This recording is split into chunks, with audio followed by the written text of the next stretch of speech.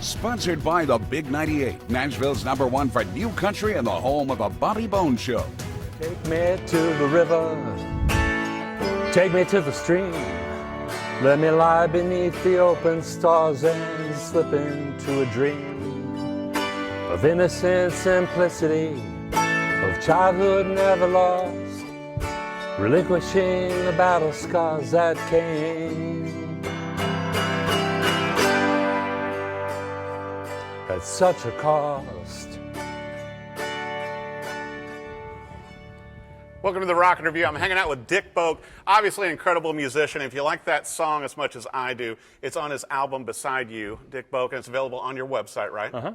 And then you just came out with your book last year, which, This is actually my fifth book. Your fifth, I was going to say your new book, though, your Right. newest, which is a Stowaway Ukulele Revealed. And you've done a number of books over the years, obviously on Martin instruments, and as you, curated the pictures and the museum and everything. Great job on this with the ukulele, and what an interesting story, Dick. Well, he played the owner, Richard Conter, Right. who was the Navy man that took the ukulele to the North Pole on the bird expedition.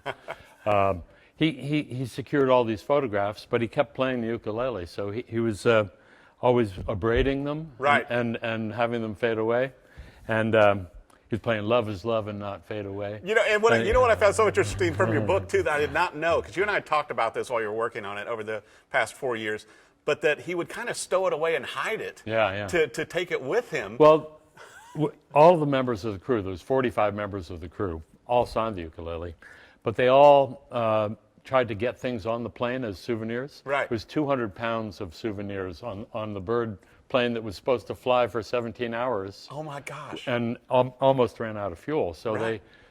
they discovered before they left, they discovered all this stuff. And I said, what is all this stuff? They got rid of all of it, offloaded the whole plane. Right. What they didn't get is the ukulele, which was stowed underneath the seat, Right. the pilot's seat. So. Well, and so much history, you and I were talking before about the many signatures on there from presidents and everything else, and it's just, to me, it's obviously it's so cool that it's on a Martin ukulele, but also with the signatures, it's a part of history Yeah. from those years, and you guys had to go and figure out who the signatures were. Well, part of it was going to the National Archives. They have those spectral light imaging thing. They shine different gamma rays and everything on Right. it, and using sliders, the signature will come right into focus. Wow. And we discovered a lot of signatures with that technology. Oh, I'm sure. What a great work, and obviously your other books too. And many people may know you, Dick, as I do, from being in the music industry for 42 years with Martin, and you've had so many jobs, and you started out as a builder, and I think your story... Dumpster diver. Yeah, I was going to bring that up. To me, a lot of the fascination was that, when you started out building, you were going to Martin's dumpster and grabbing pieces of wood and building instruments until finally the guys at the shop go, hey, why don't you bring this in and show the boss? Yeah. Well, they're all Pennsylvania Dutch. They say, what do you do with this stuff anyhow? And then you had to bring your guitars in and show them, and you end up They were a little there. crude. They weren't quite up to Martin's standards, but they say they couldn't not hire me. Right. They pretty Well, much hired and you me. became a part of the Martin fabric over the years, and now, after your retirement, the huge party and everything with all the stars that you've worked with over the years, you really haven't retired, because now you're working with Mario Andretti. Well, he's my neighbor. Nazareth, Pennsylvania is famous for Martin guitars. Of course he is. Famous. We have our cement plant there, very famous cement plant. Right. And we have Mario Andretti. So he lives right across the street from me. As a matter of fact, when I bought my house, it's a little farmhouse from 1852. Right. And kind of overlooks the area where Martin first settled. Yeah. in Nazareth. But across the street was just cornfields. And all around me, cornfields. Wow. And within a year, the bulldozer came and bulldozed up over the hill about a half-a-mile driveway, and then Mario's house. Yes. I don't know if it's fair to call it a house, but it's like the Indianapolis Brickyard. It's all brick. Kind of fitting. And so he's been a really good neighbor. I see him putting up his Christmas lights and everything. And now you're archiving his pictures. Wave to him a little bit. Yeah. And we got to know each other, and as I approached retirement, I offered to scan his photographs. He saw that I was archiving. Right. And he said, what does that mean? And I said, well, photographs, documents, cataloging. Yeah. And he said, "Look at this," and he opened a drawer with thousands and Oh, my thousands gosh. of And look at the his history whole, with his him in whole racing. life. You know, How amazing. all the races, back to Italy, childhood and everything, his family, everything. So I started digitizing the photographs, Yeah. databasing them. Also, more than 800 videos. Oh my gosh. Documentaries So, and race so you could actually footage. do a documentary, or that may be your next book. Well, you know, I think they get constant requests for photographs. They were sending out originals, you know, Oh my and gosh. hoping that they came back, and Right. and also, you know, photo rights. Who did the Oh, yes. photography? Just get everything right. This is It's a much better arrangement to just be able to transmit the photos. Right. And you wouldn't believe the amount of media and interest there is in Mario. Oh, definitely. Of course, this was the 50th anniversary of his IndyCar win, and they did a 6-part NBC special about his life and times. How amazing. So it's fascinating. I'm not much of a car guy, but I'm sure learning every day. Yeah, well, you know, and that's the great thing about you, and you and I were talking about before we came down to the studio, to where retirement has not slowed you down a bit, because obviously with the auto harp music, you know, and you've got your 2 albums out, you know, beside you, and you've got your newer album out as well, which we've got a picture of here that's available on your website. You know, right there's your newest album. Yeah, That is the available. Supermoon. It was recorded under the Supermoon. There you go. And so, you know, you're playing music, you're still doing illustrations and artworks. You've got shows. You know, you're a busy man. Well, I'm lazier than you think, but I really do. I need to have a creative project going, and I like to do that. And the illustration is really important to me. Right. I had a kind of a career as an illustrator when I was a younger man. I love your And artwork. when I hit into my stride at Martin, I kind of stopped illustrating and got into woodworking and guitar building and everything. And as I approached retirement, I got my pens and started doing it again. It really feels good. I feel like I saved up 30 or 40 years of ideas. Well, you know, and I like it that you have a lot of your artwork as well on your website and your social media too. And what's the best website for viewers to go to? Just dickboak.com. Okay.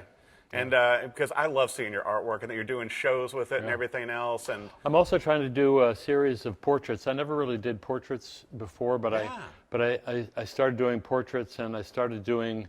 I did my friend Steve Miller, which came out great, and so as I developed a little confidence with that, now I've started doing guitar makers. Oh wow! And I just did a portrait of John Monteleone, who's really probably the king of the archtop makers. Oh, definitely. And I'm going to do one of Rick Turner, who did the guitars for Grateful Dead. These are good friends of mine. Oh, and Rick's amazing. You know all these people, though. That's your realm. You know, I was bringing this up earlier before we came in studio, to where, you know, going to the NAMM show, I always looked forward to seeing you, you know, at the Martin booth and catching up with your latest story. Well, we're just waiting for you.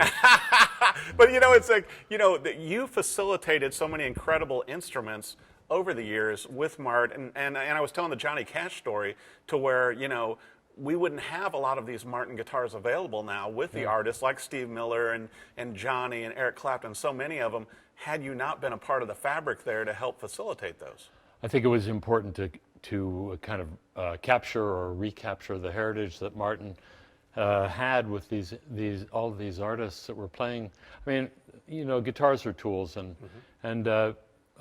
the musicians picked the Martin guitars because they sound good, right? You know? Not because anybody paid them or gave them guitars or anything. So Martin had a policy of not dealing with artists. Yeah. There was a story that Bob Dylan called, "I'd like to buy a D18," and we should get Tom Bresch over here to do the Dylan imitation. But they said, "I'm sorry, we don't sell guitars directly. You have to go to your dealer." Well, that's all fine and good to a point, right? But artists bring a lot to the table. Totally. They bring a lot of ideas, and the signature model projects helped us recapture the heritage. Definitely. I say us, even though I'm retired. Yeah, but you're still I'm part so of it. intertwined in Martin and guitars.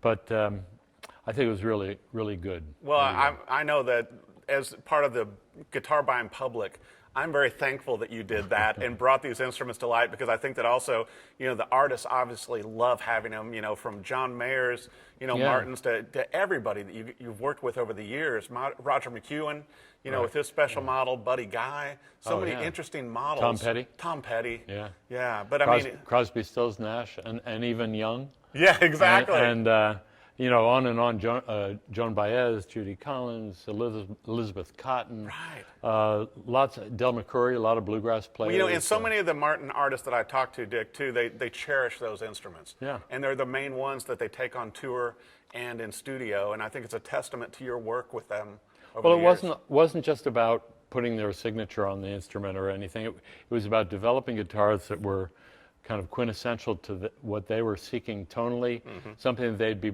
proud of, but also that they would want to use to record and perform with, and you know, specialized neck shapes and different tone woods to create the sound that they wanted. Works of art. Yeah. Just definitely works of art. I'll tell you what, and speaking of works of art, be sure and go to Dick Boak's website. He's got new albums out. You're going to love his auto harp music. And the book, I highly recommend, A Stowaway Ukulele Revealed. You can find this on Amazon. I think it's going to be available again at Martin. And then if you catch Dick live at a show and stuff, he may even sign it for you. I'm notorious for signing whole chapters. Even better. Well, I'll tell you what, one of the most interesting men in music, illustration, authoring, you name it, my friend Dick Boak. Be sure and go to his website and find him on social media. Thanks for watching The Rock Interview. Sponsored by the Big 98, Nashville's #1 for new country and the home of a Bobby Bones Show.